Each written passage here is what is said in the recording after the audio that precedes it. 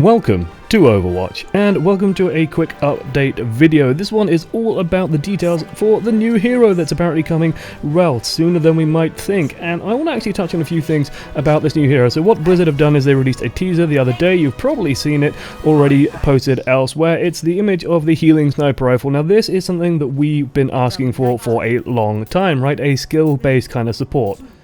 I have a lot of thoughts on that, we'll go into them in a moment, but more interestingly they just very recently revealed that the new hero will have details unveiled at San Diego Comic-Con on July 21st in a panel. So what that will mean is we'll get tons and tons of information at that date, so I'm looking forward to then. But what I want to touch on quickly is first my thoughts on like a healing support sniper, that kind of thing, how that would fit into the game, and some of the pitfalls and issues in making a hero like that. And then second, releasing a new hero now is an interesting decision, but we'll go to that in a moment. So first of all, let's touch on the idea of a healing sniper, because to me there's a big drawback with that, right? The idea of a healing sniper is that, well, the sniper can miss, right? So sometimes people won't get healing when they might need it because, hey, the sniper rifle requires precision to use. So the question that I have to ask is, well, that sniper rifle then has to be better than Mercy, right? To make it viable, because if it's not, then why not just run Mercy? Mercy's incredibly easy to use. Sure, she's limited by the range of the tether, but honestly, that's not too big of a deal. And right now, Mercy heals for 50 heals per second. It's actually insane how much she can heal for. So to have a healing sniper, well, that's gotta like top people off entirely, right? Like, that's an absolutely huge amount. Now, what I imagine is this could probably go one of two ways, right? You can have like the healing sniper, but it can also be a damage dealing sniper at the same time, and then you rein in some of the effectiveness of the healing. But then Zenyatta already kind of fills that role, so they did sort of put a hint in the image that, hey, this could lead to the nanotechnology that Mercy uses for her heal beams being weaponized, and the idea that maybe this is a developed version of the weapon, a modified version of the weapon that could have some kind of dot component, but when damage over time abilities have been tried in the past, specifically Genji's dash used to actually deal 25 damage, and then I think it was like 75, or no, it was 50 damage over time afterwards, so it would slowly tick you down and kill you. People just don't like dots. Like, people don't like dots. Widowmaker is sort of the obvious exception. She has the Venom Mine, but with a Venom Mine you generally you blunder into it, but there's lots and lots of ways to get out of it. It's very rare that the Venom Mine on its own will kill you, and it's not used aggressively. Having a sniper that could just put a dot onto someone, well, if there's a support, it could work. It's like a slow way of killing people. Maybe that could be interesting, but I'm super curious to see how they're going to make her healing efficient and effective alongside a hero like Mercy. Mercy kind of just skews the entire balance right now in terms of healing, because you've got to beat out that constant 50 heal per second, reliable, safe, easy to get into position, that kind of healing, compared to Zenyatta's slower 30 heals per second but has a safety of range to it, and then you have Lucio's constant sort of AoE healing with rapid amp boosts.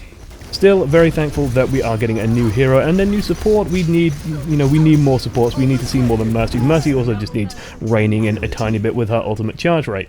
But what I want to also touch on is the issue of releasing a new hero mid-season, because for those of you who aren't aware, and if you're following this channel then you probably are aware of it, is the ESL Atlantic Showdown. That's been going on for the last little while now. The qualifiers have just started. It's $100,000 at Gamescom, and it can kind of be seen as the end of the season, the competitive season. At least that's how I sort of picture it mentally. It's sort of our little event at the end of this first season of competitive Overwatch. And releasing a hero now, like if they release it soon after San Diego Comic-Con, well, that just throws the balance out the window. What I imagine will happen is similar to what happens in League of Legends, where a new hero is released, and then there's usually this lag period where people are testing it out in scrims, people are practicing with it, and also League, I know, has an imposed like 2-week limit where a hero has to be released and then patched for 2 weeks, and then it can be used in the LCS. But none of that sort of guiding rule set exists in competitive Overwatch. You'd be up to tournament organizers and say, hey, you can't use this, and trust me, well, my gut instinct says that, hey, Blizzard aren't going to say, well, you can't use this new hero in the Gamescom tournament if they release it earlier.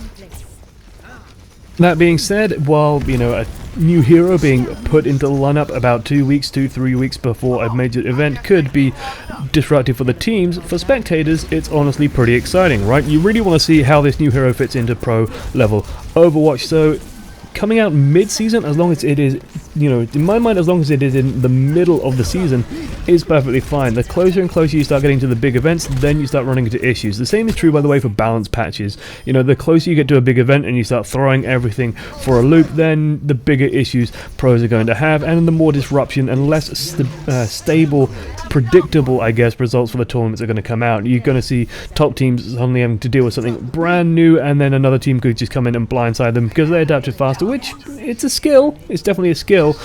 But is that the skill of playing Overwatch? And is that the skill we want to determine tournaments? That's, you know, a massive question in esports.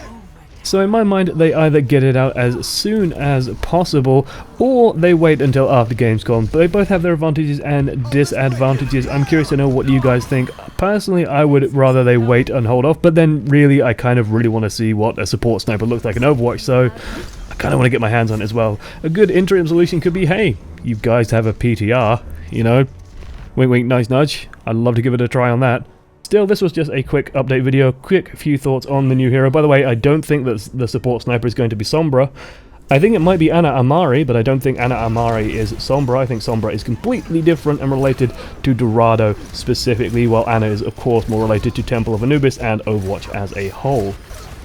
But thanks for watching to the end. This has been a quick update on the new hero release, a couple of my thoughts on the idea of a support sniper, and a couple of my thoughts on how a new hero or new heroes could fit into competitive, and being cautious in releasing them.